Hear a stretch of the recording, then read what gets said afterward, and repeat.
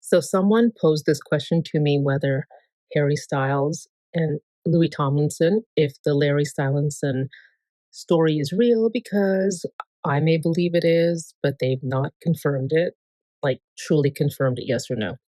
So let's just go on the premise that it is true. If it's true, then are they twins? Are they twin flames or are they soulmates? So I was saying that twin flames are notoriously known for these sagas and dramas, and it's like they burn so bright in each other's presence, they burn each other out. And twin flame relationships, according to the new age crowd, is that they're actually not easy because it's a lot of like karmic stuff worked out in a really quick way and a very intense way. So they're not all like sunshine and roses. Soulmates, on the other hand, see, I don't know if I believe in either one of them, but I'm just going with if we're going to answer this question. So soulmates, they they tend to be meant to be. It's a bit smoother apparently, and they tend to separate, but then they'll always come back to get to each other. So it's like Elizabeth Taylor and Richard Burton, except they divorced the second time, then he died.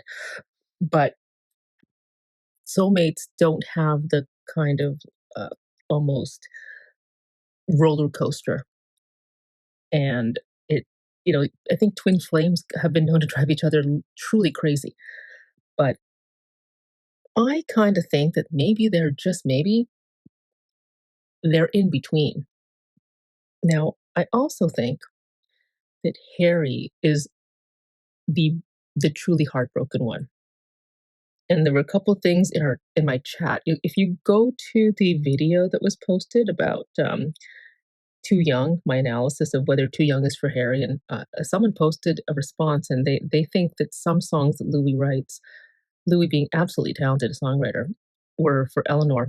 And I actually can see why there's a case to be made for that, because we'll never know until he answers it. And even if he answers it, obviously we don't know what really the truth is. But a couple of observations that I had in this chat. So if you go to the video, read the comments. And one of the things that I have noticed is that, and I agree with their observation, is that like, you know, Louis, he's kind of like a diamond. You know how like diamonds, if you see diamonds that are like rough diamonds, they don't look so stunning. Like there are diamonds in the rough, that saying.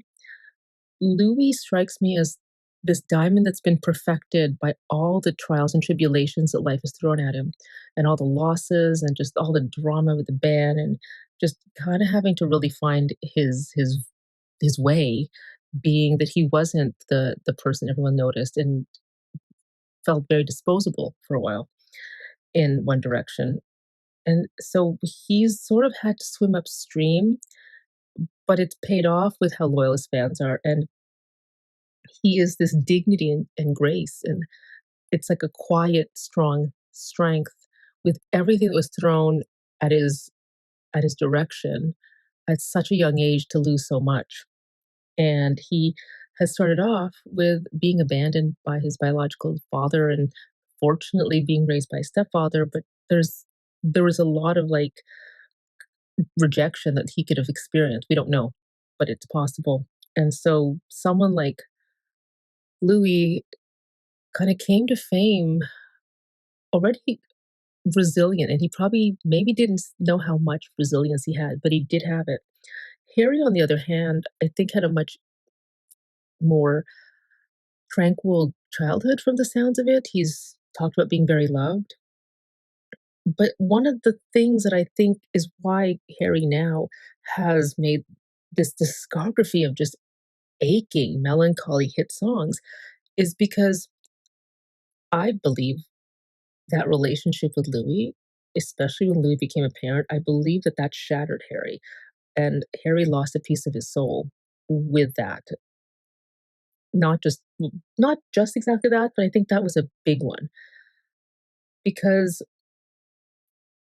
Harry always struck me as a little dependent on Louis and not able to be detached. I think with what life has given Louis, he's mastered a bit of the Buddhist attachment and is able to integrate things that he's been through and really appreciate the present. Not that Harry can't.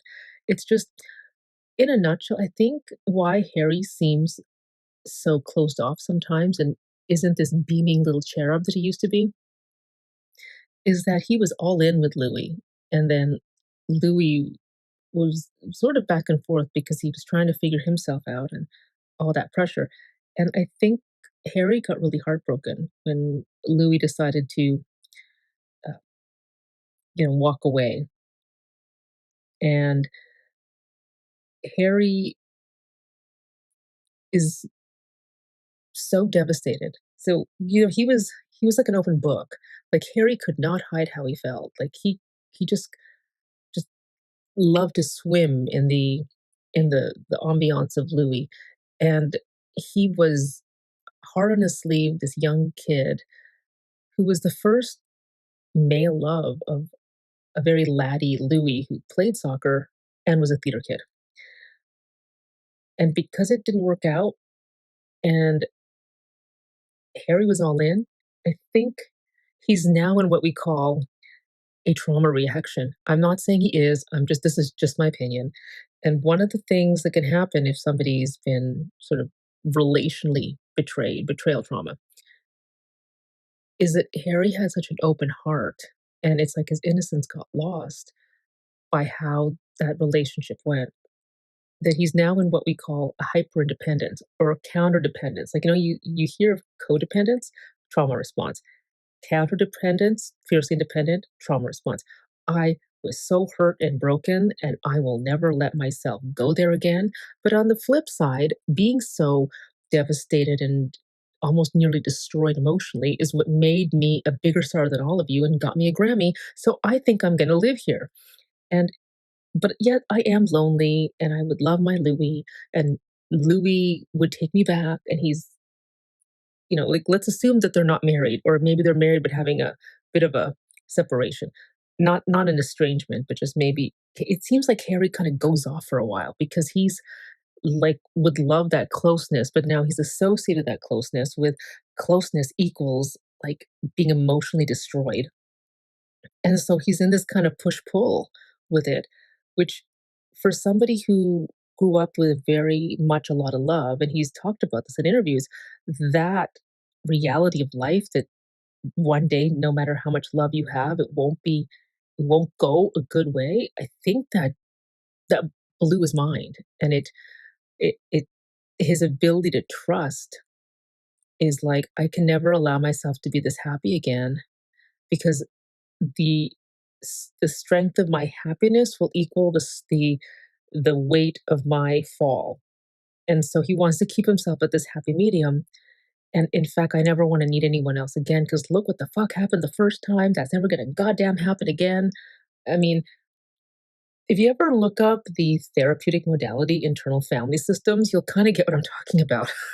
Because I kind of see it as Harry developed the protector part during those years and he had never really been truly hurt maybe until then, and it was like to the bone kind of hurt. And now his protector side is so over functioning that it's keeping him from being truly happy because it it's got this like the happier I am, the more I'm going to suffer later because it has to like even out. And so that's kind of like he seems to have celebrated his birthday alone. I don't believe he did. I just think he celebrated it privately and no cameras. He didn't go out and party like he did in his teenage years. So that's why the light in Harry's eyes is different, but the light in Louis's eyes is still there.